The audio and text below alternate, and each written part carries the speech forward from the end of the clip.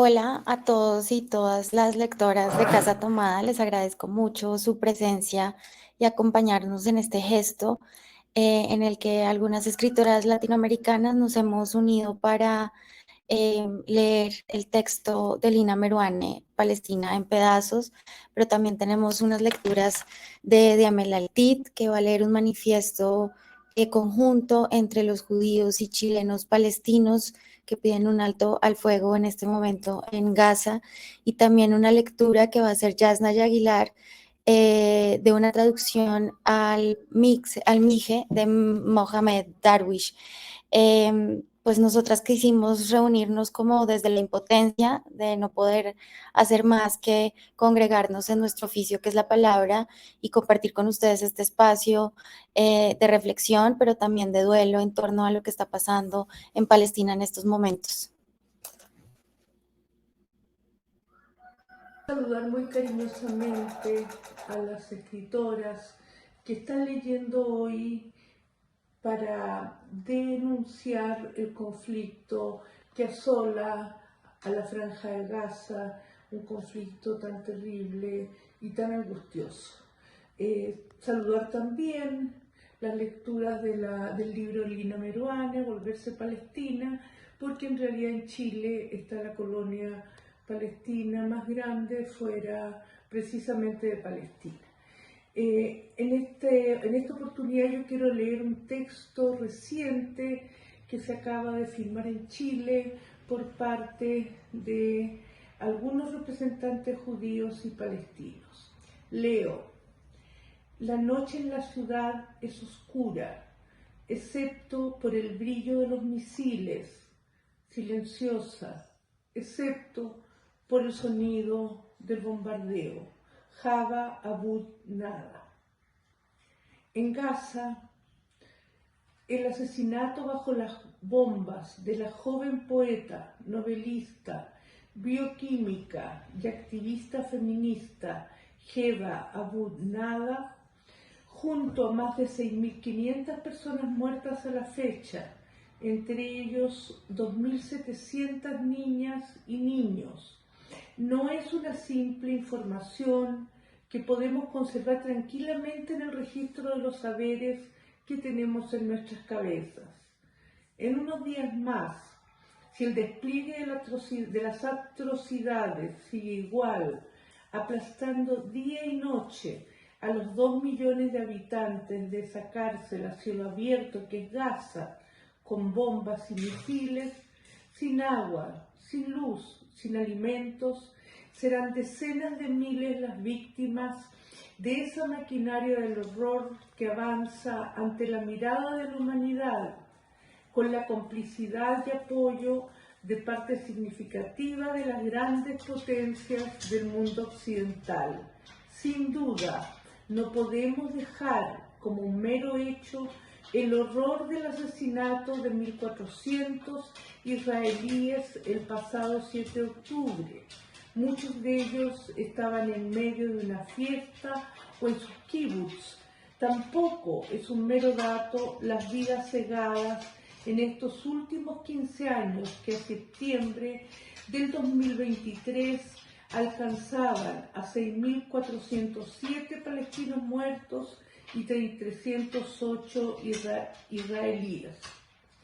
Podemos seguir nuestra vida tranquilamente mientras la espiral de violencia y muerte domina nuestras pantallas, mientras el horror se vive y hace cotidiano en tantas y tantos gacetíes. Podemos asumir la indiferencia bajo la racionalidad de la distancia que nos separa del conflicto. ¿Qué pasó con la compasión y empatía de nuestra humanidad? ¿Dónde está la solidaridad? ¿Qué es ser justo hoy cuando asistimos a un genocidio en proceso, transmitido y visto en tiempo real? Domina la impotencia, el espanto, la indignación y la rabia. Como chilenas y chilenos, como palestinas y palestinos, como judías y judíos, es imprescindible levantar la voz, apelar con fuerza por el respeto al derecho internacional, condenar y exigir el fin de la masacre de civiles, de los bombardeos, de los secuestros, de los encarcelamientos masivos, del castigo colectivo a la población civil y el inmediato término del genocidio al pueblo palestino. Nada de esto es aceptable, nada de esto puede ser tolerable, nada de esto puede ser realizado en nombre de la seguridad, de la defensa, de la guerra, de la civilización, porque Gaza es hoy también una fosa común a cielo abierto, donde yacen junto a las víctimas del bombardeo los anhelos de justicia y de paz de nuestra humanidad. La memoria de nuestras historias, del dolor, cobra toda su fuerza y sentido cuando nos permite empatizar y ponernos en la piel de las y los perseguidos, cuando defendemos y luchamos por la justicia y dignidad propia y de la del otro, cuando somos a la vez judíos y palestinos en una sola humanidad. No permitamos que una nueva página de duelo se sume a los anales de la historia de la apatía. Debemos enfrentar con firmeza toda vulneración de los derechos humanos y al derecho internacional, independientemente de donde venga. Es hora de exigir justicia, así como la inmediata aplicación de las resoluciones de las Naciones Unidas en relación con los dos estados, terminando con la ocupación y represión del Estado de Israel en Cisjordania y Gaza. Es hora de aplicar sanciones a quienes no respeten el derecho a la vida y a la paz. Es hora de enfrentar el negocio y dominio de las armas y la muerte. Santiago, 25 de octubre de 2023. Y firmamos esta declaración un conjunto de chilenas y chilenos descendientes de palestinos y de judíos. Gracias.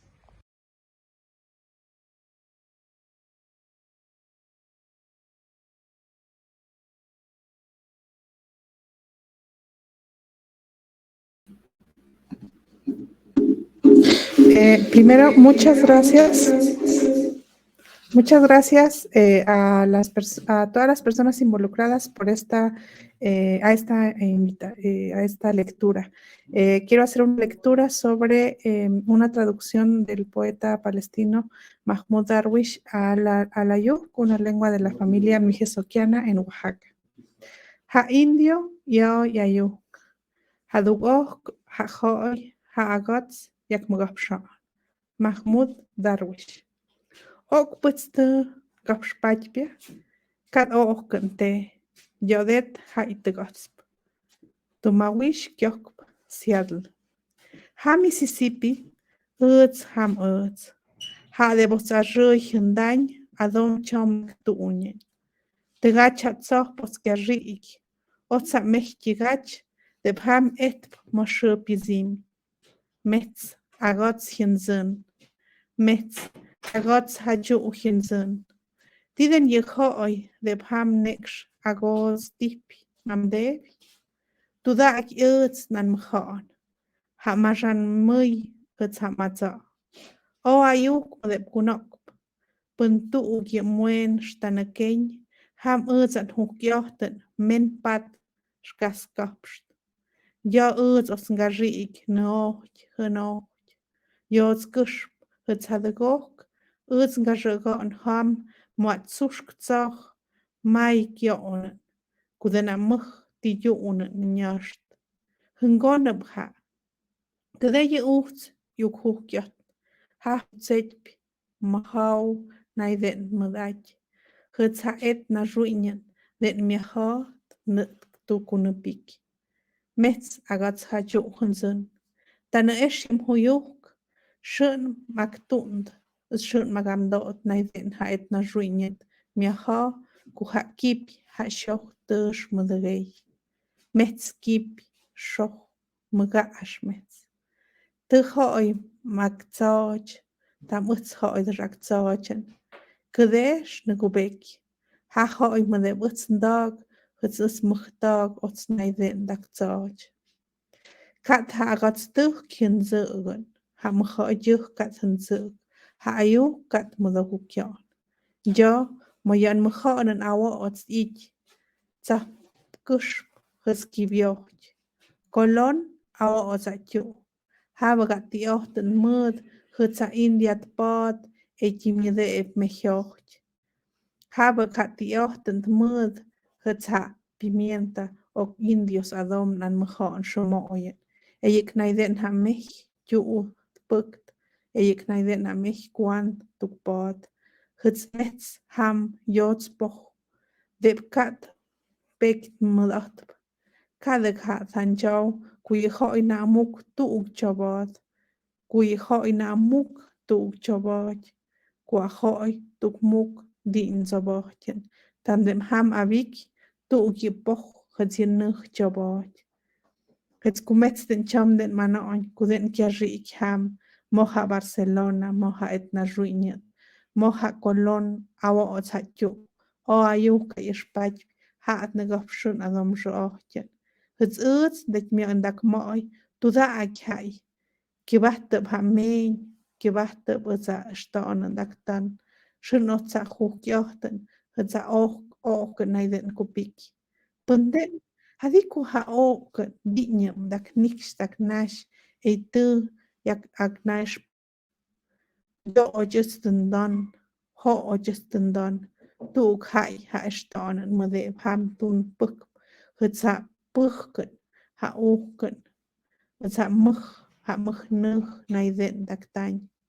De gips mag mi jan han mechanos ja dak tan. One of it. Piet. Het spambet. Het zuze de gok ook een gusput majaktet. Tam hun zinnen hun bed. Piet. Uz. Jun et rana amat. Haiko. Kaden pat nagats. Kunaiden hun ma ajuan. Het rest ha etan a ruinen de maktambia. Tu gwen na biochten. Tam hayen het smajaken. Uts naden. Mede uts na achtep. Het uts naden. Mede meets hamtsach pot da haatedep. Meets maden. Mede meets haatep. Meets ma. Mede ba poch het sanug. Het is da haatedep. Het naden. Mede ha. Ha tuuts pu. Het naden naiden. Ha etan a ruinet. Ha push. De meets. Het stagooktep.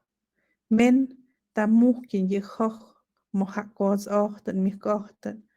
Wetsi gods ochten. Hunnen kumstsek. Aktan matsk je matza. Hes den jen ook. Na den. Nak na stukkazet. Joi. Wetsi mich hunnen kumstsek. Aktan matsk je nuch ne moed. Hes ham noogtet. Zum je mee. De kaham dim jek. Het ha se aanrak dachnadet. Aktan je nash ma in je itjen. Het humbet agats. Humbet mam gach potpen. Ustaoi ha India. Muchas gracias.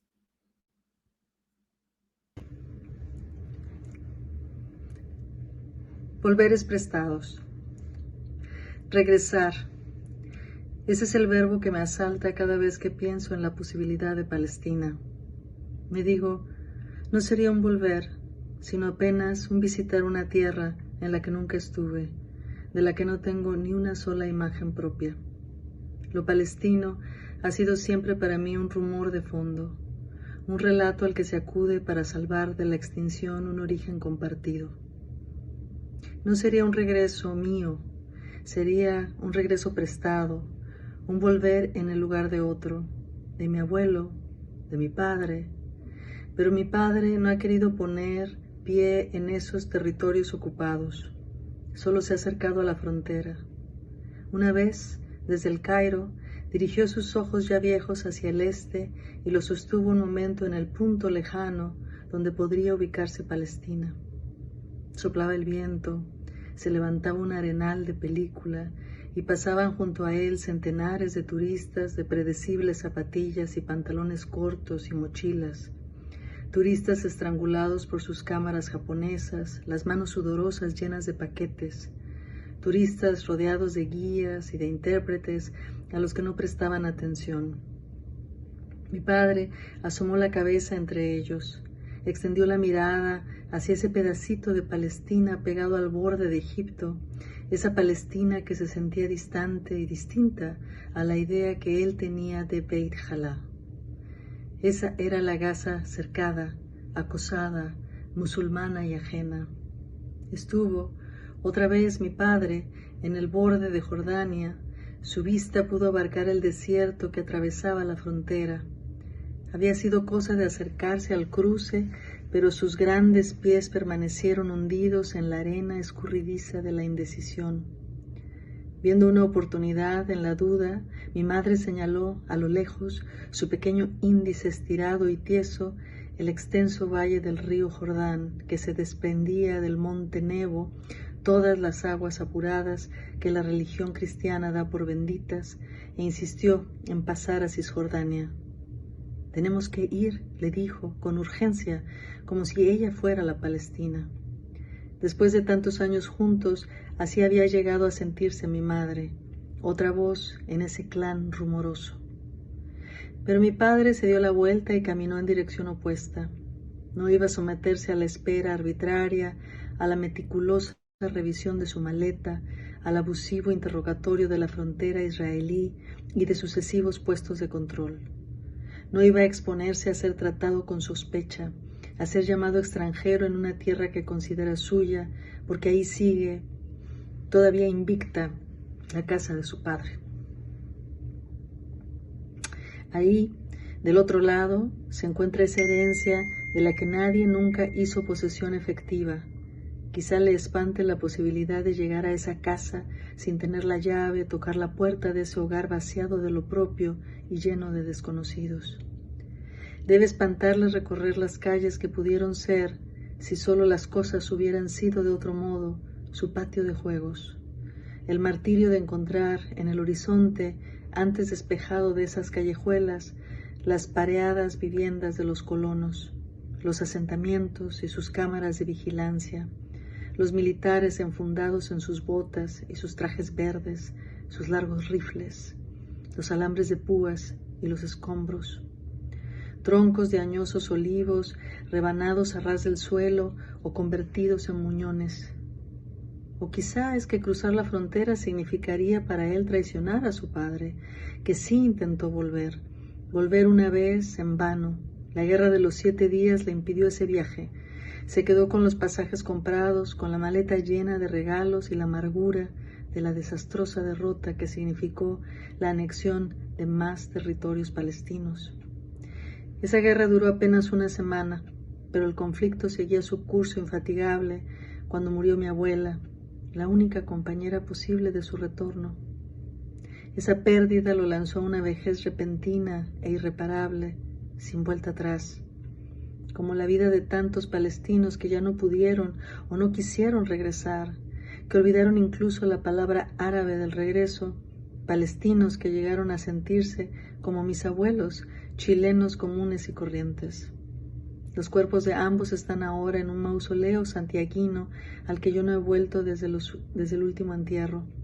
Me pregunto si alguien habrá ido a visitarlos en estos últimos 30 años. Sospecho que no.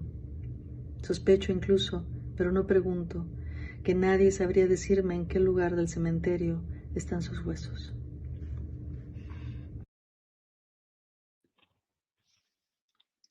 Falsa pista de un apellido. Empiezo por escribir la palabra Meruane. Oprimo la lupa que inicia la búsqueda en una base de datos. El único resultado que me devuelve la pantalla es un artículo publicado en una revista británica, Sahara en 1915. Así se titula. Echo a andar la máquina de la imaginación. Un Meruane explorador de Cantimplora en el desierto. Un Meruane negro trasladado a Palestina. Pasan por mi memoria las fotografías de mi padre treintañero, su pelo corto de pequeños rizos, grandes anteojos oscuros cubriendo su piel asoleada, labios anchos como los míos. El eslabón perdido de África en mi sangre, pienso. Pero las fechas no cuadran. Alrededor de 1915 fue que mi abuelo emigró a Chile desde Levante. Me sumerjo de todos modos en la lectura y me enredo en datos de una topografía ininterrumpida y destrozada por la construcción de una vía ferroviaria. Se citan 6 oasis argelinos y cauces de ríos deshidratados, trozos desolados de desierto, trechos de costras salmuera. Líneas más abajo aparece por fin la palabra, Meroane, otro lago salado y seco que nunca tuvo importancia y ha sido completamente borrado del mapa. Recapitular. La recapitulación del pasado se ha vuelto dudosa incluso para mi padre. No le contaron suficiente, o no prestó atención, o lo que le llegó era material demasiado reciclado. Delega a menudo el relato en las hermanas que le quedan. Seguro tus tías saben, dice él deshaciéndose de mis preguntas. Seguramente sabrán más que yo, repite, empujándome un poco más lejos con esa frase porque teme que también en sus hermanas el tiempo haya sembrado los olvidos. Invariablemente mi tía, la primogénita, se defiende diciendo, cuando le pregunto cualquier detalle, ¿cómo? ¿Tu papá no te ha contado? Mi padre se encoge de hombros desde el otro extremo de la mesa. ¿Y no lees la revista Aldamir? Sigue la misma tía, la más memoriosa. Me obliga a recordarle que hace años me fui de Chile y no tengo acceso a esa publicación. ¿Y tu papá por qué no te la manda? Soy yo la que se encoge ahora. Hay una acusación de indiferencia en el aire, una acusación que cae sobre mí y sobre mi padre, aunque él mantiene, como muchos paisanos de esa generación, un vínculo solidario con Beit Jalá del que jamás hace alarde. Ayudas monetarias que sumadas sostienen allá un colegio llamado Chile, una plaza llamada Chile, unos niños palestinos de verdad, si acaso la verdad de lo palestino todavía existe. Superstición musulmana. Esa es una superstición islámica, me dice Asma cuando llego a conocerle en Nueva York y le cuento esa parte chilena de nuestra historia palestina. ¿Qué es? Pregunto confundida, levantando la voz porque ha aumentado la bulla alrededor. Eso no de declarar lo que se hace por caridad es una creencia muy arraigada en el mundo musulmán, responde. El hecho debe permanecer en secreto o pierde su gracia. Pero mi padre no es musulmán, le digo a Asma, que sí lo es. No lo será, pero tu padre tiene una superstición islámica, insiste ella, como mi marido agrega. El que también es cristiano está lleno de nuestras supersticiones.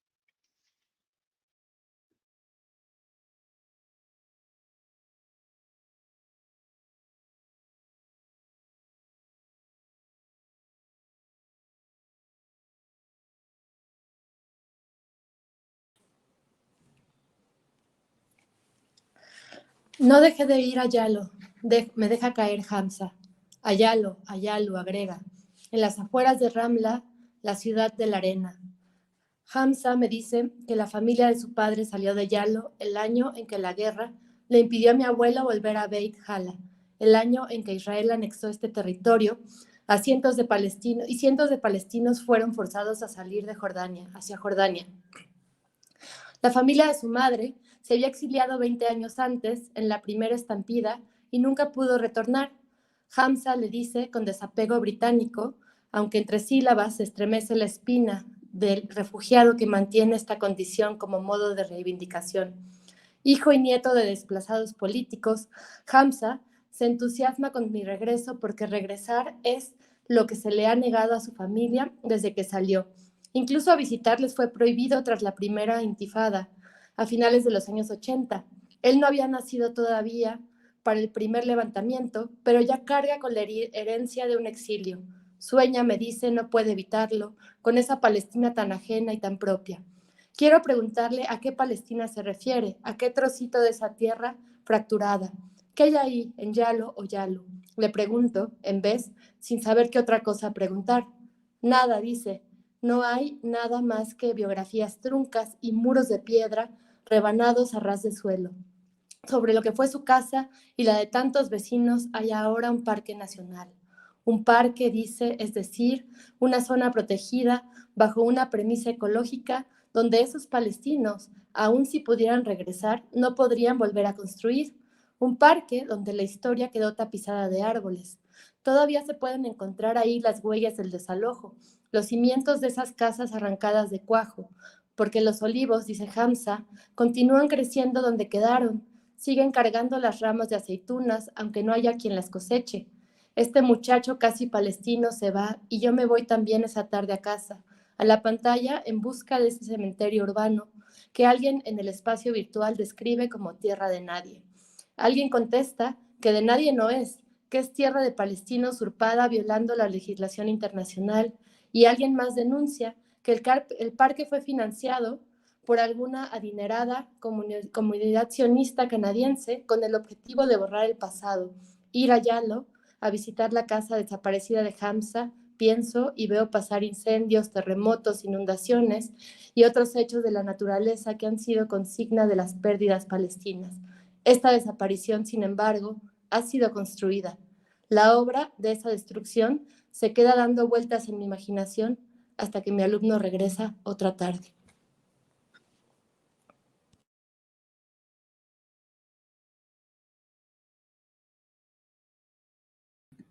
Numerología. Una situación tan extrema como la que aquí se vive no ayuda a las posiciones intermedias. Sima me asegura, otra noche, sin embargo, que pese a todas las dificultades está contenta de haber nacido aquí, de estar trabajando por la convivencia aquí, de estar criando a sus hijos cerca de su familia. Pero permanecer la pone en entredicho. Para los israelíes, dice Sima, palestinos son los que viven en Gaza o en Cisjordania, no los que habitan dentro de sus fronteras como minorías. Nosotros, para los sionistas, somos árabes y para los moderados, árabes israelíes que le deben lealtad a Israel. Esta situación los enfrenta a los palestinos de afuera que los acusan de haberse aliado al enemigo, de haberles vendido sus tierras, de beneficiarse de ciertas ayudas del opresor, de haber traicionado la causa. Sima confiesa que ella antes también veía traidores en todos los palestinos, en los que fueron expulsados durante la catastrófica Nakba de 1948, cuya conmemoración el mismo día de la independencia israelí está censurada, en los que negociaron la paz para mantener sus casas. Los drusos, por ejemplo, dice Sima, que además de ser muy guapos, los ojos le brillan cuando dice esto, solo se casan entre ellos y mantienen un libro secreto que nadie más puede leer. Lo mismo los beduinos también negociaron. Mientras lava los platos y las ollas y los tantos vasos sucios del día, Sima dice haber comprendido con el tiempo que su familia no había traicionado. Permanecer es seguir marcando la presencia de una ciudadanía palestina que los israelíes intentan negar. Yo soy parte de una minoría oprimida, yo soy una Palestina 48, anuncia, y aquí comienza mi mareo numerológico. Si los palestinos 48 son los que se quedaron, ¿cómo se les llama a los que partieron? Todos los que se han ido reciben el nombre de refugiados, dice, y mantienen un estatuto intermedio. No pueden adquirir ciudadanía extranjera sin perder su derecho a regresar, pero si no regresan, estarán para siempre en un limbo. Ese limbo de pobreza y represión donde cunden las promesas de libertad a cambio de violencia. Y los palestinos 67, ¿quiénes son entonces los que se quedaron o los que fueron expulsados en la Guerra de los 6 días? Los que quedaron dentro de la zona anexada por Israel en 1967. Espero que Sima termine la lavada para preguntar qué serían mis abuelos. Sima se queda pensando un momento. Dentro de este contexto, carraspea, empezando a secar los vasos. Esos palestinos no sé si cuentan, no sé si existen. Ya pasó un siglo, me dice, dubitativa, pero debe haber alguna categoría. A lo mejor califican como refugiados a secas. No, Sima, le digo yo, contrariada por esta palabra. Considerar a mis abuelos como refugiados sería trivializar una condición completamente adversa, unas vidas desplazadas y obligadas a no renunciar nunca. Es cierto, dice Sima, pero importa no olvidar que la Palestina es la comunidad de refugiados más grande del mundo y que la condición de refugiados para los palestinos, y solo para ellos o nosotros, es hereditaria. Importa sostener esta herencia, no porque todos lo pasen mal, sino porque han sido desplazados por circunstancias históricas. Lo que importa es no perder la posibilidad del regreso, reivindicarlo, decidir volver y quedarse, dice, intensificando la mirada sobre mí. Y se arregla una mecha crespa detrás de la oreja, cima, y yo me arreglo la mía como frente a un espejo. Me imagino diciendo las mismas palabras si me hubiera tocado nacer en esta esquina violentada del mundo, porque mi vida pudo ser esta, con o sin hijos, con o sin tierras o armas.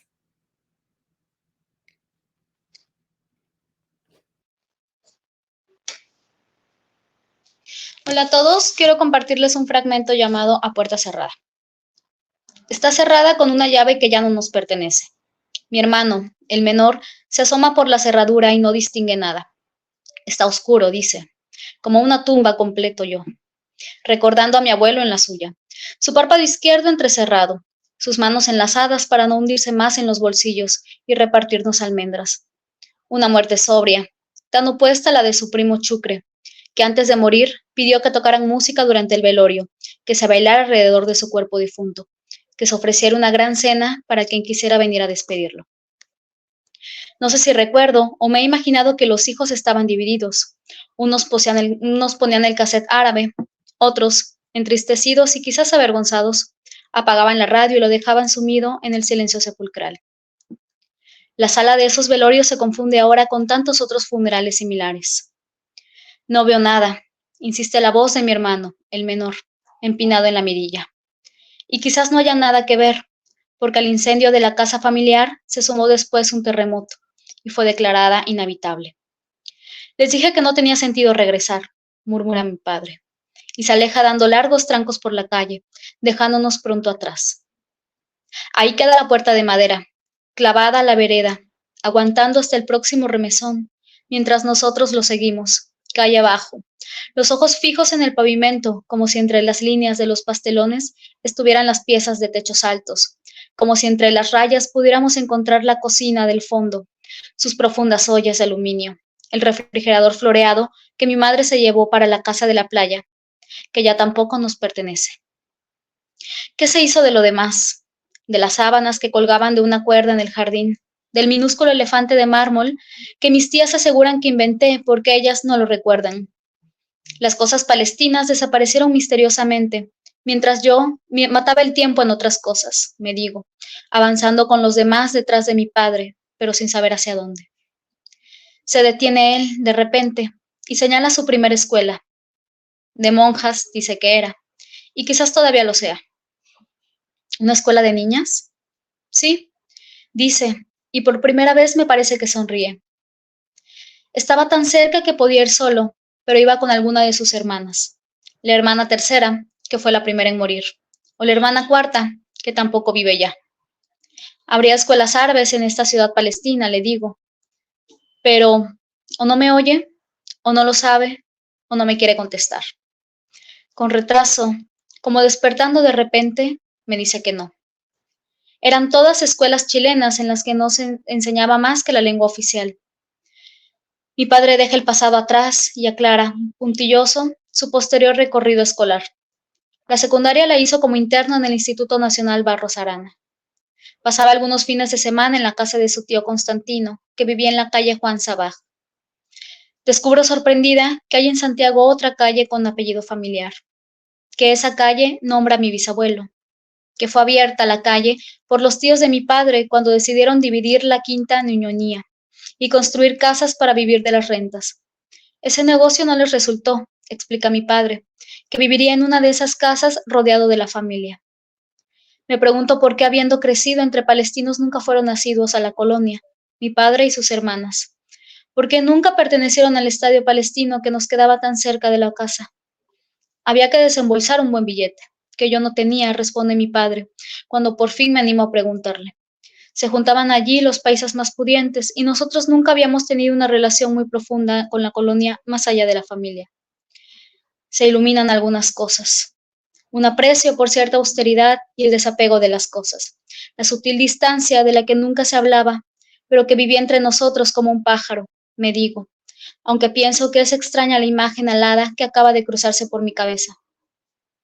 Pájaro, ¿por qué? Me digo. ¿Acaso porque todo ha sido tan volátil? No estoy segura y decido dejar esa idea en el aire, mientras tomo asiento, mientras leo la carta, mientras muerdo una hoja de parra rellena, aunque poco suculenta, del restaurante árabe de la provincia chilena a donde hemos venido a almorzar.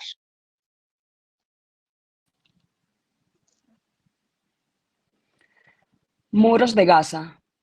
Gaza es una gran cárcel al aire libre, rodeada de muros de concreto, alternados con torretas y alambres enrollados y vigilada por aire, mar y tierra. El territorio más densamente poblado del mundo y muy pobre, contestó Ankar en un mensaje de febrero cuando le pregunté por la posibilidad de entrar a esa ciudad.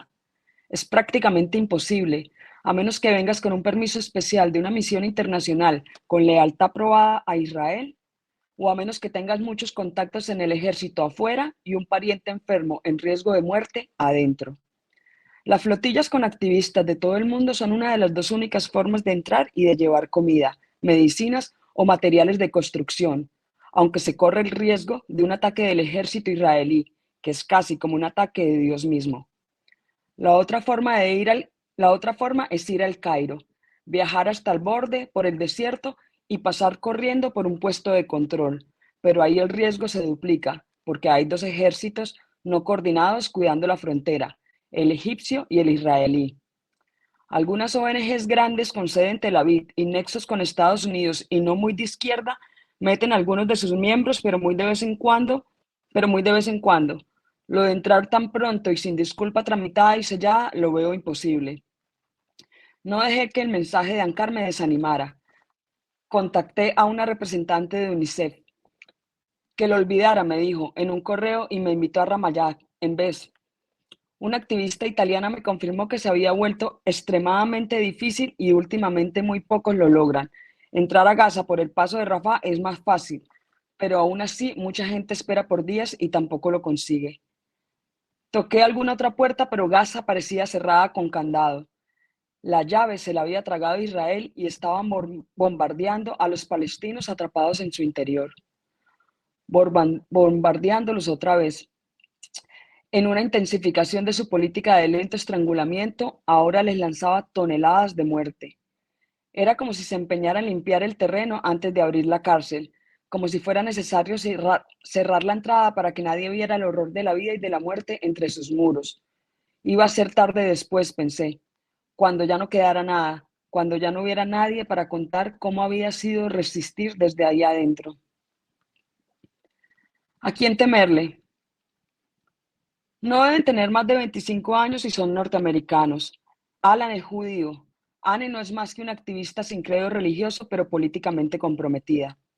Ambos trabajan con una tropa de palestinos e israelíes contrarios a la integración que proponen ciertos sectores y a favor de la convivencia entre dos pueblos distintos, donde nadie se vea forzado a renunciar a lo propio ni al derecho de reclamo. Es Sima quien me habla de ellos. Sima quien hace el contacto, Sima quien me despierta esa mañana y me despide con bendiciones islámicas mientras Ankar duerme.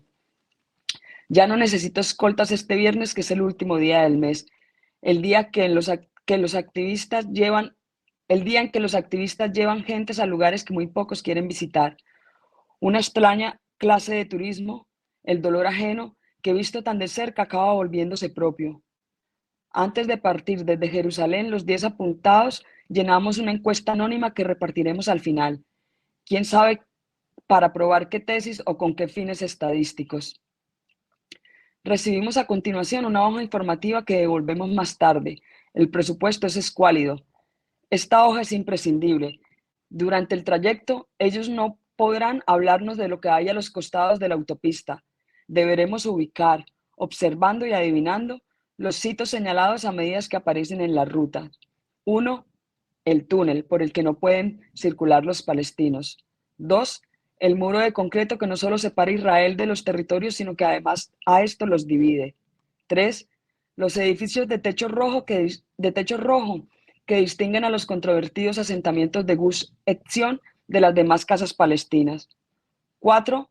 Al-Arrouf, el campo de refugiados en la ladera de un cerro en una curva del camino. Y 5. en la lista, el enorme asentamiento de Kiryat Arba a la entrada de una ciudad palestina que los israelíes llaman Hebrón, nuestro primer destino. En esta autopista solo pueden circular israelíes y en este bus a prueba de balas viajan sobre todo colonos. El inglés no nos sirve de guarida porque muchos colonos han venido de Estados Unidos. Era originario de Brooklyn. Ahora recuerdo Varius Goldstein, el colono que en 1994 ametralló por la espalda a 29 palestinos mientras rezaban y fue asesinado después a golpes por los sobrevivientes. Es con esos colonos israelíes o Made in USA que nos bajamos en una parada desierta. Ha estado lloviendo a cántaros y yo me he olvidado del paraguas. Me sumo a los otros 9 pseudoturistas para protegerme de la lluvia mientras recibimos una breve reseña de los acontecimientos históricos en esta zona. Esperamos que escampe un poco, pero no escampa nada y no podemos perder más tiempo.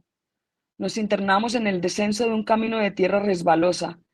El ejército israelí desciende también veloz en sus tanquetas, levantando agua y barro a nuestro alrededor. Un soldado de carabina nos hace señas desde el último piso de un edificio a medio construir. El hormigón pelado, los fierros desnudos, el soldado encima. Nos lanza gritos y bracea en el aire, pero nuestros guías no se detienen y yo apuro el paso a la armada. Metros más adelante nos salen al encuentro una tropa de niños árabes gritando frases que tampoco entiendo. ¿A quién hay que temerle aquí?, le pregunto a Anne cuando por fin la alcanzo. ¿A los palestinos o al ejército? Bajando la voz y dirigiéndola hacia mí, retruca una pregunta seguida de una respuesta. Para tu seguridad inmediata, a los colonos. De arena y la había dejado caer un poco más allá. Estoy modificando el Sahara, había escrito. La vida de ese escritor argentino, acaso el más retratado del siglo, había sido modificada por la ceguera, pensé, pensando a continuación en el virus que continuaba modificando mis rasgos bajo el sol, haciendo peligrar la presencia de mis antepasados en mi rostro. Círculos concéntricos. Allá voy con mi pañuelito negro en la cartera, decidida a ignorar que mi rostro enfermo hablará por mí ante unas cámaras de estudio. La entrevista sobre la migración palestina no puede esperar. Ya casi se acaba la estancia egipcia y la periodista ha prometido mandarme en un taxi hacia mi última lectura en el sur del Cairo. Pronto descubriré que en Egipto la puntualidad no es británica sino chilena. La entrevista se atrasa media hora y el taxi se demora en recogerme porque está atrapado por el tráfico o por las calles rotas o por motivos que la periodista no me explica. Yo solo la veo gritarle al teléfono y al taxista oculto al otro lado de la línea. Veo que ella mira la hora y me pide disculpas porque no han sido ni 10 ni 15 los minutos, sino muchos más. Viendo que se ha hecho tarde, decido parar un auto en plena calle. ¿Are you sure?, dice ella mirando la hora y murmurando algo. Yes, yes, don't worry. La calle está llena de taxis vacíos y no será tan complicado encontrar una librería de barrio, ¿no? Porque además en el Cairo todos hablan inglés. Y ella se desentiende y yo me despido y detengo un auto. English, digo subiéndome y cerrando la puerta. A little, contesta el menudo conductor, y yo suspiro inmediatamente arrepentida y maldiciendo porque aquí, como en todo el mundo, todos hablan inglés hasta que no lo hablan. Pero Al-Mahdi es un conocido barrio residencial y la librería es conocida en ese barrio. Eso me ha asegurado Karam, la dueña de la librería, la dueña del sello que lleva el mismo nombre, Al-Kotov Khan. Y de Karam me fío porque es la editora de una novela traducida por Sadi. Karam ya ha leído unos pedazos árabes y otros pedazos ingleses de mi libro palestino, los mismos pedazos que me ha invitado a leer esta noche, si logro llegar. Pero claro que llegarás, ha dicho Karam, y si no encontrara el lugar podría llamarla. Pero será mejor que no me pierda porque no tengo conexión telefónica y el taxista no tiene teléfono. We ask, me dice el chofer frenando encima de una luz roja, no worry, agrega con optimismo, sus ojos claros en el retrovisor. En cuanto acelera yo me entretengo al gastado respaldo del asiento y a la carretera que bordea el Nilo como una serpiente de autos luminosos. Si la tarde había sido hasta ahora un purgatorio sinuoso de luces, lo que se avecina es el descenso hacia uno de los círculos de mi propio infierno, dar vueltas hasta el mareo por una ciudad que desconozco. Vueltas y más vueltas, avenidas y calles y pasajes sin salida por zonas más y más oscuras, por fachadas de casas donde no existe numeración. Sir, digo, tratando de no sonar asustada, ¿do you know where we are? Pero el taxista no contesta. No sabe lo que le digo, o no sabe qué decir, o no sabe lo que le estoy hablando a él. Sir, insisto, levantando mi miedo. Sir, sir, apuntando hacia alguien en una esquina. Alguien que acaso pueda ayudarnos a resolver el enigma de este barrio. Please, sir, stop, stop now. Y el auto se detiene porque mi voz ya es un grito. Bajo la ventana y sin esconder mi rostro hinchado y herido, el monstruo de las 7 lenguas que soy, lanzo una pregunta en inglés y balbuceo otra en un francés mal aprendido y agrego palabras deshilachadas en un bisschen de alemán y de italiano, de portuñol, de castellano. La 7ª lengua es el árabe, pero mis abuelos no me mandan pistas de ese idioma extraviado y susurro un habibi, please.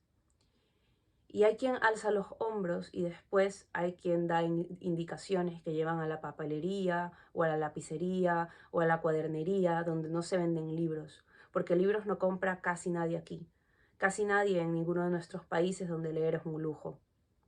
Y el taxista vuelve a acercarse a alguien que tampoco sabe qué cosa es el Kotopkan, con J o con H, y ya estuvimos frente a esas tiendas, ya pasamos muchas veces por esta calle y por las otras, y giramos en U y nos alejamos otra vez. La hora avanza en líneas concéntricas, mientras yo me hundo en la desesperación. Please, parlez-vous français? Deutsch, italiano, marhaba, habibi, please, en árabe, una y otra vez. El chofer mira por el retrovisor al monstruo desencajado, sus ojos muy abiertos, sus párpados hinchados, pestañeando con alarma. No worry, miss, no scare of me, me good man, we ask. Como si no lleváramos ya un buen rato en mano preguntando. Y se detiene junto a un mercader algo enjuto y se baja decididamente del auto. Veo que hablan los dos levantando las manos y fuman con energía, y se acercan otros hombres y todos parecen saber hasta que no saben. El mercader parece saber más y habla o entiende algo de inglés. Se acerca a la ventana que he abierto y yo rujo. Please, sir, help me. Me bajo del auto y le ruego que nos acompañe, pero él dice que no con la cabeza y con todo el cuerpo. Please, digo, please, please come with us. Sin miedo ya de este hombre ni de ningún hombre egipcio. Please. Le prometo pagarle el taxi de vuelta a esta esquina donde trabaja, pero él, la, y su no árabe me confunde porque suena así, y yo alargo mis manos hacia él. Es un no rotundo, es un intento de soltar su brazo de mis manos, mis dedos que están por triturarle el codo, mis brazos intentando secuestrarlo. Da un paso hacia atrás, da otro, la, y el lenguaje de todo su cuerpo es de asco. Tiene un puesto de comida que atender y señala hacia un carrito de metal a donde se dirige corriendo con sorprendente agilidad. Se le han acumulado los clientes. Y los otros hombres también retroceden asqueados en la oscuridad. El taxista me mira condescendiente, y volvemos a poner las ruedas sobre la calle de las casas y de las tiendas todavía iluminadas pero prontas a cerrar. Son las 8 y yo ya estoy 1 hora tarde para la lectura, pero eso tal vez no sea lo que más importa, sino que pronto será noche y no habrá más que luces tenues en las calles y no habrá ya nadie en las veredas a quien pedirle nada. Le digo al taxista que pare, que me deje aquí. Sorry, miss, dice el hombre frunciendo los ojos, pero es todo lo que puede decir. It's okay, respondo, y eso es todo lo que sale de mi boca. Le pago las 1001 vueltas que hemos dado y me paro en la vereda, ¿y ahora qué? ¿Ahora qué? ¿Qué estoy haciendo aquí sola en esta calle sin saber siquiera cómo volver? Reconozco al pie de la librería el rostro sereno de Karam, que no sonríe. You are here. Lo dice sin inmutarse, sin sorprenderse de que yo esté llegando tan tarde. En esta ciudad la gente siempre llega tarde, dice, su melena canosa algo levantada por la brisa, y yo me acerco y la abrazo como si acabara de encontrarme con mi abuela resucitada. Ella se deja abrazar, luego me separa.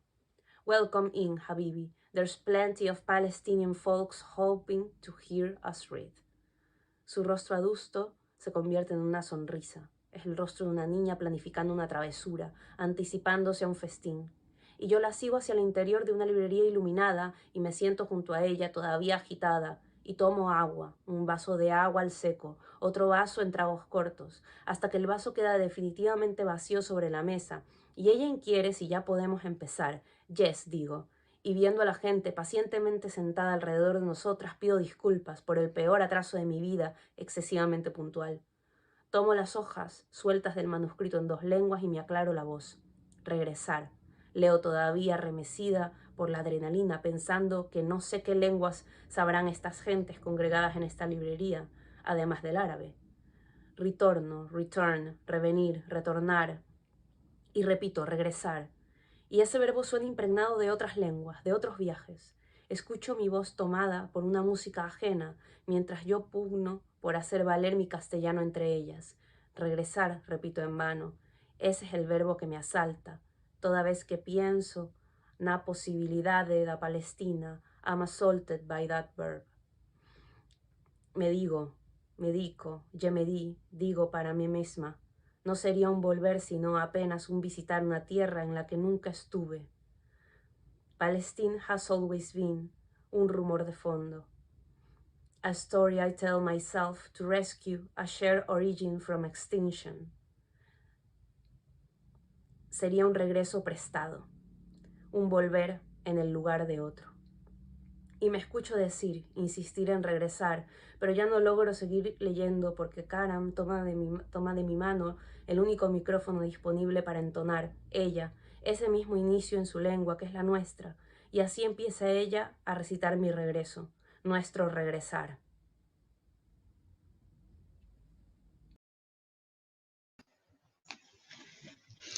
Hebrón no tiene nombre. Otra ciudad dividida en territorio y en nombre, Al-Jalil o Hebrón. En el único puesto árabe abierto nos ofrecen alero para la lluvia y té hirviendo. Nos sentamos a escuchar a un musulmán autorizado a mostrar la parte vieja de esta ciudad administrada por Israel. Nuestro guía habla, con acento y entre sorbos de té, pero se hace difícil seguir lo que dice, porque la estentórea recitación del Corán que proviene de la torre de la mezquita de Ibrahim o Abraham solapa su voz. También él pierde alguna vez el hilo, lo distrae el imperioso llamado de Alá por parlante. Se avecina el tiempo de la oración, dice, y apura las palabras en breves yaculatorias. Bajo la melodía de la convivencia pacífica que nuestro guía predica, van surgiendo datos perturbadores. Hay 5 asentamientos en vías de unirse bajo el amparo del ejército israelí. Y aunque hay apenas 500 colonos entre 250,000 palestinos, estos tienen todo el poder. En el caso imaginario de que un colono y un palestino se lanzaran mutuamente una piedra, el colono respondería ante la ley civil, mientras que el palestino sería juzgado como terrorista. El ejército apresaría al palestino, pero no al colono, porque al colono tendría que arrestarlo la policía, y aquí no hay policía. Solo hay ejército, solo soldados, 4 por cada colono, para protegerlos. Colonos y militares mandan en la zona vieja y la tienen paralizada para los palestinos. Fíjense en el vacío de la ciudad, dice el guía, no hay nadie. No se los ve nunca a los colonos, pero se imponen sobre nosotros. El guía se levanta de la silla para indicarnos lo que pronto vamos a verificar, que las calles son rutas estériles, están cerradas para los palestinos. Ir para ellos de una esquina a otra puede implicar un desvío de 12 kilómetros y de horas de detenciones arbitrarias. Vacío quedó también el mercado. Antes, callejuelas atestadas de gente, ahora callejones desiertos, una sucesión de puestos tapiados y asegurados con cadenas. Para prevenir ataques, advierte el guía, y luego agrega con solemnidad, eso es lo que dicen los israelíes. Nos levantamos de las sillas, dejamos los vasos ya sin té, dejamos atrás al guía y empiezan las comprobaciones. Subimos por la ladera que usan los 25 palestinos que todavía viven aquí. a falta de permiso para andar por las calles y porque las entradas de sus casas han sido clausuradas, deben transitar por los techos o treparse por las ventanas de atrás para entrar a sus hogares. Arriba, por la gravilla resbaladiza y escalones rotos, seguimos nosotros el camino. Abajo va quedando la calle pavimentada y abierta a los colonos. La voz de Alá ya no se oye cuando llegamos al cementerio, ahora atravesado por un trazado de tierra. Por el cierre de las calles y el aumento de los controles, esos escasos palestinos están obligados a atravesar el Campo Santo, cortarlo en dos, caminar sobre sus muertos. Una enorme falta de respeto para los musulmanes, según explica Alan. Una forma de profanación, añade Anne. Y es por esta parte del sendero que se hacen visibles púas, banderas, cámaras.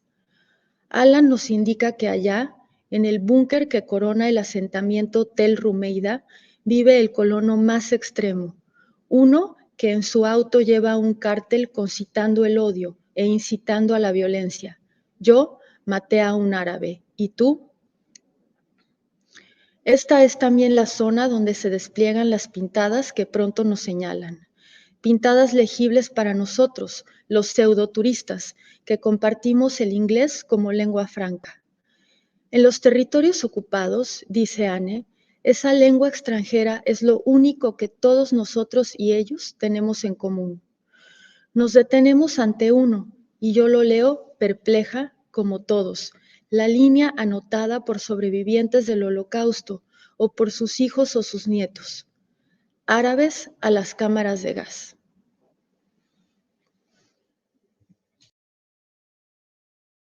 Después, las atrocidades.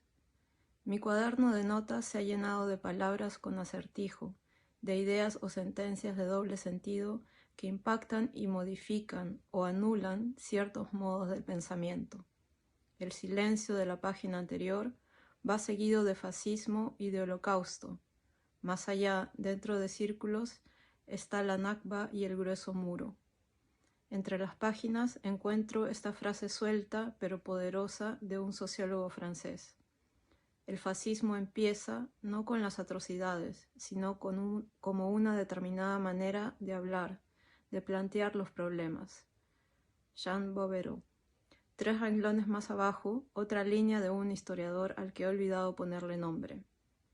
En escenarios clásicos de deshumanización, como el de la Alemania nazi, antes del genocidio se califica al enemigo de rata o de cucaracha. Eso permite proceder a las matanzas. Y en una tercera anotación sobre lo que el poeta palestino Mourid Barghouti llama del verbicidio. La simplificación del discurso acaba en fanatismo y fundamentalismo. Aparejado con un sentido de superioridad invencible y de santidad, la simplificación puede ser, como nos enseña la historia, una receta para el fascismo. Es por eso que la retórica de ellos versus nosotros, del con nosotros o con el mal, no solo es una manera de hablar, es un acto de guerra. Las citas coinciden en que la violencia la precede su formulación verbal. ¿Cuánto tarda, sin embargo, el verbo en volverse acción? Me pregunto pasando la página en busca de respuestas. Hasta ahí llegan las citas. Nada más sobre la malversación de la palabra, sus efectos, sus plazos. Nada sobre los modos en que el discurso engendra, normaliza y legitima la práctica de la violencia, ni sobre el amparo institucional de la injuria. Los escritores sobrevivientes del Holocausto, los escritores activistas israelíes, deberían haber reflexionado sobre el torcido devenir de las palabras en situaciones de crisis, me digo, encaminándome, cuaderno bajo el brazo, a la biblioteca de la universidad. Los intelectuales israelíes deben de haberse detenido en estas paradojas del discurso, donde la letra, lejos de liberar, facilita la subyugación. Sospecho que debieron fijarse en el riesgo de que las víctimas del pasado aprendan a usar la experiencia como justificación de sus atrocidades, al convertirse en los vencedores del presente. Eso me digo, esperando el ascensor que me llevará hacia la sección de sus libros. Eso me repito, apretando el 8º piso, sumiéndome en la desconfianza hacia el lenguaje en el que tantos escritores han depositado su confianza, ciegamente. Repetir y repetir. En una compilación de ensayos, el ya viejo Amos Oz consigna, aunque escuetamente, que la conversión de las víctimas en victimarios ha dejado de ser simplemente una posibilidad. El lenguaje otorga las facilidades del olvido y de la justificación en el pasado para invertir los papeles. El ocupado se convierte en ocupante y el oprimido en opresor. Y así, la víctima de ayer puede fácilmente convertirse en verdugo. Esa es la triste ironía de la realidad israelí. Pero es, a mi juicio, mucho más que solo triste.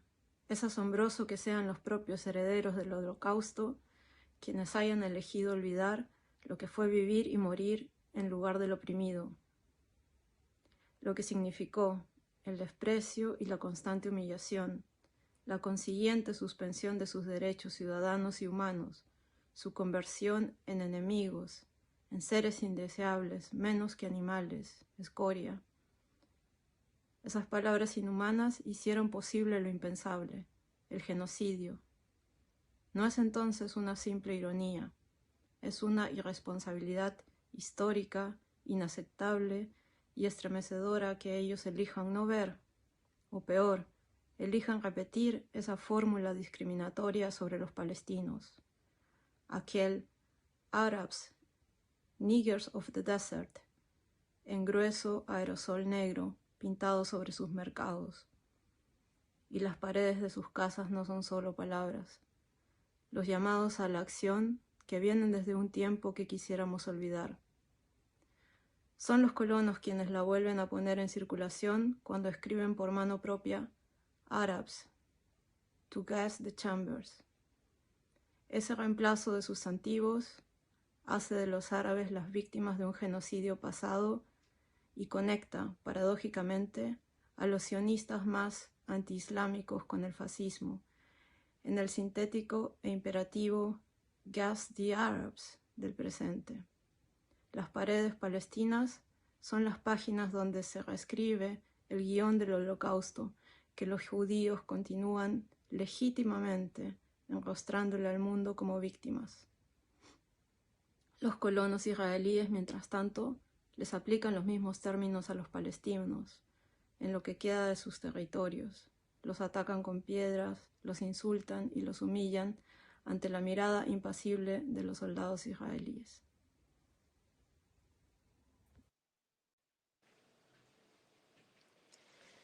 Decir palestino.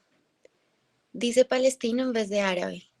Me asombra la aparición de esa palabra elidida en los documentos oficiales israelíes hasta los últimos años del siglo XX.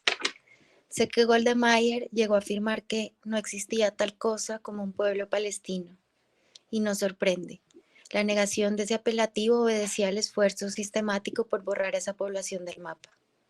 Que ante la Cámara, este militar use la población palestina implica que reconoce a los palestinos como parte de un territorio que judíos, musulmanes y cristianos comparten a disgusto y siguen disputándose sobre los atlas y los documentos. Nombrar esa geografía, sacarla del territorio de lo imaginario para hacerla propia, no ha dejado de ser un asunto contencioso. Durante un tiempo se insistió en que Judea y Samaria debían ser la única toponimia legal. Palestina designaba, decían los líderes contrarios a ese nombre, una provincia romana de la que solo se da cuenta en antiguos mapamundis impresos en el papel, mientras que Judea remitía simbólicamente al pueblo elegido y activa una memoria histórica. Otros usan territorios ocupados, soslayando palestinos, o prefieren usar el eufemismo controlados o simplemente territorios, evitando el ocupados, posibilitando de paso la idea de que los únicos habitantes provisorios acaben siendo los originarios. Pero incluso para quienes queremos sostener la palabra palestinos, el lenguaje se ha vuelto escurridizo. ¿Cuánto mejor es el término Cisjordania o West Bank? Se pregunta en un ensayo testimonial Mourid o Mourid Bagurti. En ambos puntos de referencia es más acá de Jordania o al oeste del río Jordán, y ambos la palabra Palestina.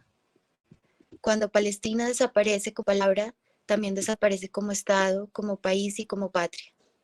¿Cómo leer entonces que Shalom haya dicho palestino? ¿Como un tropiezo lingüístico? ¿Como la provocación de un judío secular a los ortodoxos que tanto le complicaron sus días de directora Shin Bet? ¿O es que Shalom es fuera de su cargo un hombre moderado y capaz de reconocerles un lugar a los palestinos? Sea como fuere, reponer el nombre al territorio subraya un cierto fallo en la histórica operación de borradura cartográfica y acentúa a la vez el trabajo del eufemismo, el lavado de palabras al que aluden dos valientes periodistas israelíes, Amos Elon y Guidon Levy. A tal punto se ha tergiversado el sentido de las cosas y trastocado el lenguaje, dice Levy, que intentar recuperar el sentido original es como tratar de volver una omeleta a su consistencia anterior de huevo. La batidora de la distorsión es, en palabras del novelista David Grossman, una forma de reciclaje lingüístico. Grossman, también periodista y escritor, activista, insiste en la necesidad de regresar al diccionario y despercudir los términos. Insiste en recordarnos a sus lectores lo que esas palabras en realidad significan. Yo las anoto separando bien sus letras, repasando cada curva con mi lápiz Bic. La ocupación de los territorios palestinos no es, como algunos quisieran, escribe Grossman, la liberación de los israelíes. El término colonialismo ya no es un establecimiento pacífico del Estado israelí. Importa no olvidar las palabras imperialismo y conquista, que desaparecieron del habla bajo la fuerza de la redención prometida. Elegir ocupación y no establecimiento pacífico de la libertad es, sin embargo, tan incorrecto en ciertos círculos como decir palestino en vez de elidirlo. Indica una posición en plano ideológico del conflicto. Es por eso que el pueblo palestino sobre los labios de Shalom, que sin duda conoce todas las formas del reciclaje. Sabe que refugiados es la expresión trinchera donde caben 5 millones de palestinos, que gente de los campamentos es otro parapeto de la lengua, y árabes es el gentilicio genérico que les niega particularidad y las suprime reemplazándolas por la imprecisión geográfica o la indistinción étnica. En la batalla histórica, nombre pro el escamoto ha sido un castigo recíproco, asegura Amos Oz. Haciendo memoria, el sexagenario escritor israelí recuerda que por mucho tiempo los palestinos tampoco eran capaces de decir Israel. Decían entidad sionista, decían, dice Oz por escrito, criatura artificial, intuición, infección. No es sorprendente entonces que los israelíes recurrieran a eufemismos como los lugareños o los habitantes árabes del país. Solíamos ser panarabistas, porque si esté a favor del panarabarismo, entonces no existe el problema palestino. Los sionistas pensaban que la cuestión palestina sería absorbida por los árabes. Igualarlos a todos en una sola palabra facilita el imaginario proceso de extinción de una identidad social, territorio disputado. Permitía negar la existencia de todo un pueblo diverso y de distintos credos que convivían hasta antes de la llegada masiva del sionismo, en paz, no exenta de tensiones, aunque sí de la violencia actual. Vuelvo al documento y a la tierna sonrisa del terrible Shalom, que en The Gatekeeper pronuncia el nombre negado y le da existencia. Detengo la imagen en la pantalla y vuelvo a mi cuaderno de notas. Paso las páginas, pienso que también yo he escrito y he dicho muchas veces la palabra israelí. He aceptado el nombre de Israel. Sufrir juntos. Revancha. De etimología francesa, es uno de los sinónimos del resarcimiento y la venganza. En Israel, esos y todos sus equivalentes han venido a significar la imposición de castigos colectivos ante un asalto individual donde la comunidad no estuvo necesariamente implicada. Tampoco se pregunta si lo estuvo. El castigo debe establecer un precedente disuasivo. El relato de la revancha tiene variantes. La primera dice: por cada judío muerto habrá decenas de palestinos que pierdan la vida. En versiones extremas, algún nacionalista israelí ha dicho: por cada víctima nuestra habrá 1000 palestinas. La segunda es igualmente dramática y dice: cometido un asalto suicida o un asesinato, no solo se perderá la vida propia, sino también la casa de esos otros que son la familia. Las apelaciones siempre serán negadas y la orden de desalojo llegará minutos antes de su ejecución, en manos de los mismos militares que llevan a cabo la destrucción del inmueble. No solo se trata de echar abajo la casa, símbolo de resistencia acechado por las compulsiones del desalojo, sino también de la desposesión de la tierra donde estuvo la casa, de la imposibilidad de la familia del asesino suicida de desplazarse a otro lugar para rehacer sus vidas, en el caso de que pudieran solventar tal desplazamiento. Los que sobreviven a la violencia quedan marcados por ella en actos de desproporcionada venganza, no la del bíblico ojo por ojo, sino la de un ojo por cuerpo, el del cuerpo colectivo. Uno que para muchos israelíes es una suerte de cuerpo, sin valor, sin reconocimiento, un fantasma del derecho. ¿Acaso una de las paradojas sea que las instancias de aplicación de violencia son también las del encuentro cara a cara? Un encuentro con el otro en su vulnerabilidad. Es en esos casos, el del servicio militar es el ejemplo perfecto, donde a veces ocurre alguna transformación. En esto pienso, volviendo al documental sobre el Shin Bet, que he visto muchas veces en busca de claves. Rebobino con el cursor hasta dar con Jacob Perry, director de ese servicio secreto en tiempos de la primera intifada, que dice: cuando me detengo, toda la violencia que se ejerce sobre los palestinos termina incrustada en los que la ejercen. Por eso, cuando uno termina este trabajo, se vuelve un poco más de izquierdas y sonríe. Su dentadura perfecta y escaso pelo sobre la cabeza. Retrocedo. Repito la frase, asaltada por otro momento de reversibilidad. Ejecutar la violencia es entenderla desde dentro y recibirla de vuelta. Muevo el cursor, adelanto hasta encontrar a Perry, explicando que la violencia no hace sino alentar en quien sufre el deseo de ver sufrir al que lo hiere. Y la tragedia, dice Ami Ayalon, otro director de Shin Bet, acaso el más lúcido, es que ganamos todas las batallas pero perdemos siempre la guerra, porque la victoria de los palestinos, que ya casi no tienen estado, es ver a los israelíes sufrir. Mientras más nos hagan sufrir, me dijo, dice Ayalon, un psiquiatra palestino, más lo seguiremos haciendo padecer también nosotros. Seguiremos para siempre sufriendo juntos.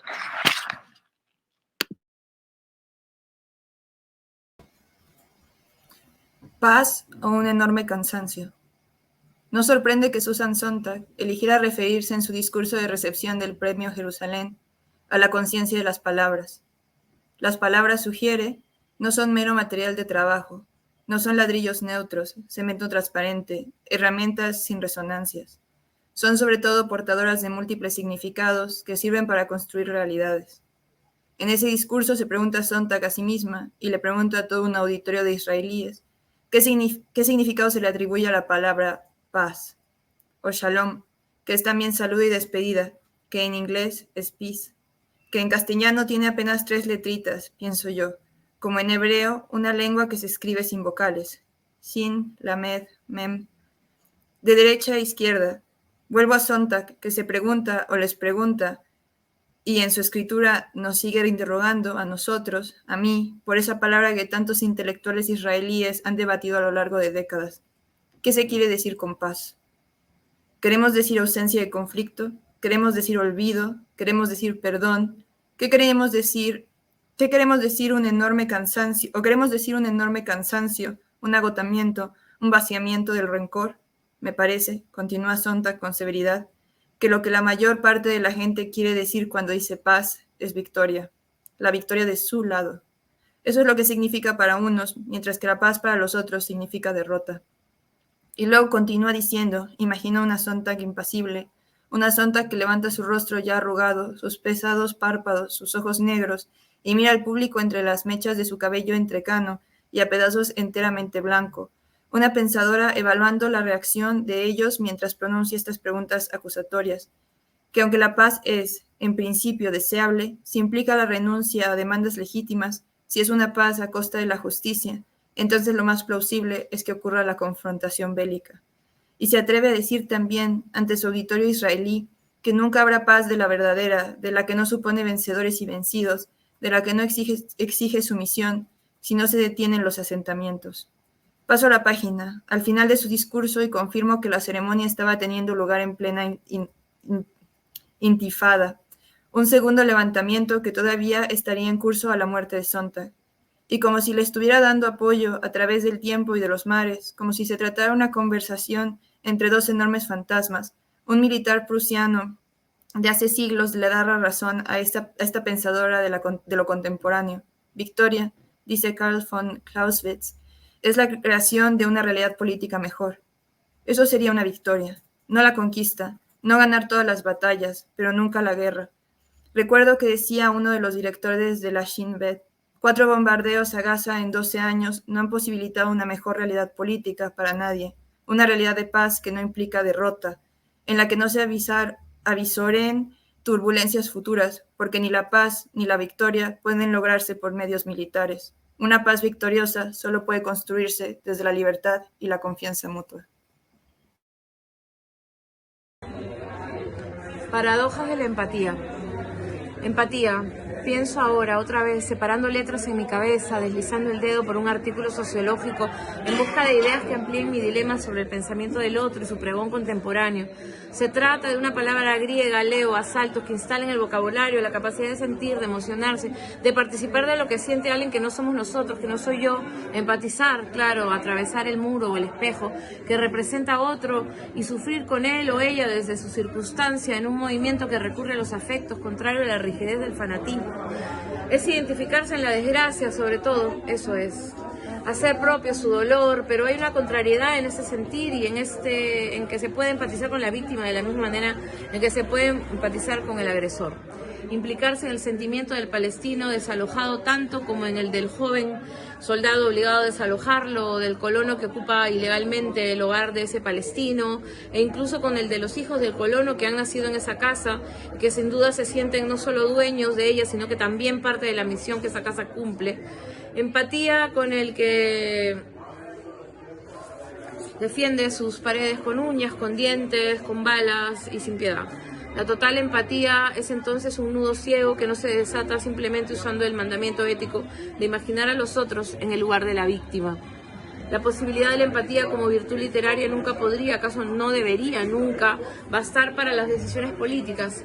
Incluso podría volverse la empatía, señala un sesudo empatólogo, una herramienta políticamente adversa, con quien empatizar en una situación compleja podría invalidar toda acción, la clausura de los asentimientos ilegales y dejar como única alternativa la deriva de la venganza, la resistencia palestina. ¿Acaso haya que suspender entonces la fe en ese sentimiento y volver a las implicancias éticas del desalojo, acudir a una política incluso contraempática basada en el análisis de las obligaciones morales? Y no se trata de esgrimir un discurso contra la empatía y desterrarla por completo a favor de una calculada neutralidad o del fanatismo, asegura otro experto, porque la empatía es imprescindible para convertir la razón en acción, porque nos ponemos en el lugar del otro, es que nos manifestamos y decidimos hacer algo para detener la violencia o el abuso al que se le somete. Pero la acción política no solo debe verificarse en el sentimiento de empatía que nos provoca la situación del otro, sino que fundarse en la justicia de la reivindicación.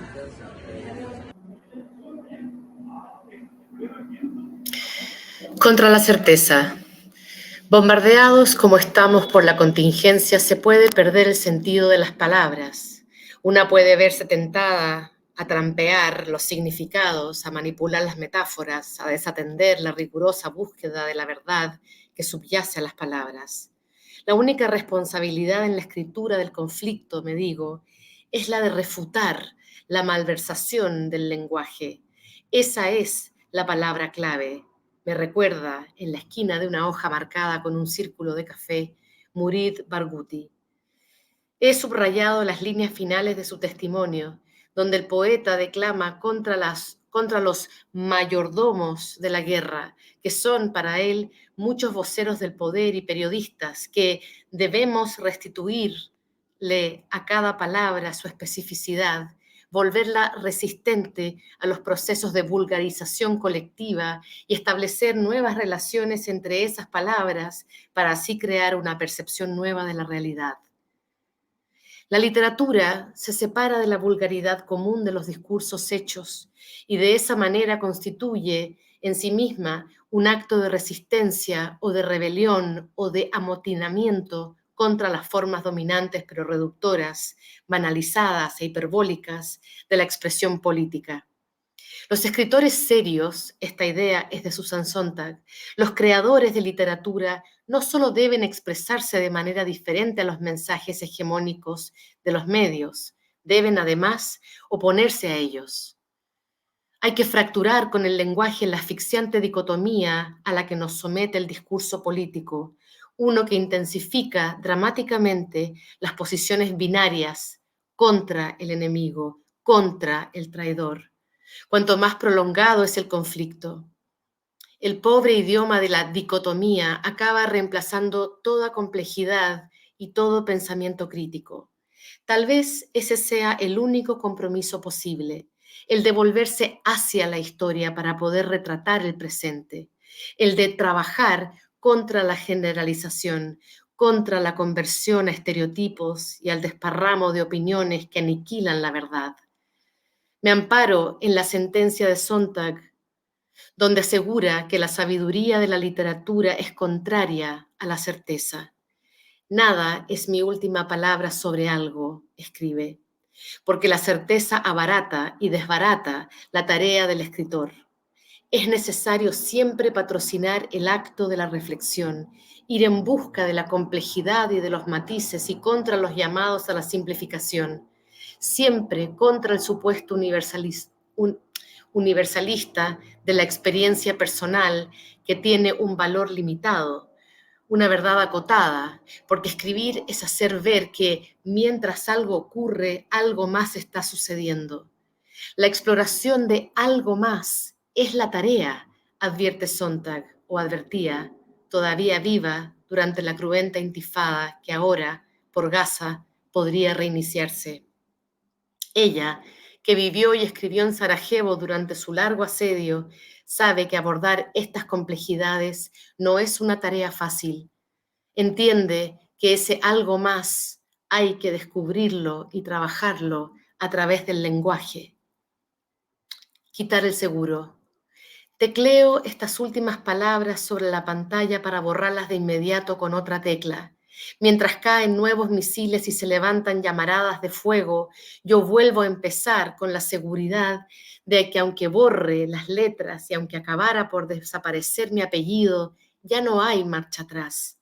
Adquirí un compromiso palestino cuando escribí la palabra regreso y la inscribí en mi presente, cuando me propuse desnudar cada palabra y exhibir su alucinada obscenidad, cuando arropé ciertas formas de decir las cosas para proteger su sentido puesto en riesgo y para restituir los significados que han sido desplazados, como si ya tampoco tuvieran derecho de retorno. Me comprometí cuando impuse examinar la gramática de los silencios que dejan en blanco las páginas necesarias para enfrentar este conflicto, esta crisis. Cuando empecé a pensar incesante y obsesionadamente en la transformación de la realidad que ciertas palabras habían llevado a cabo, todas juntas, todas por separado, a lo largo de décadas.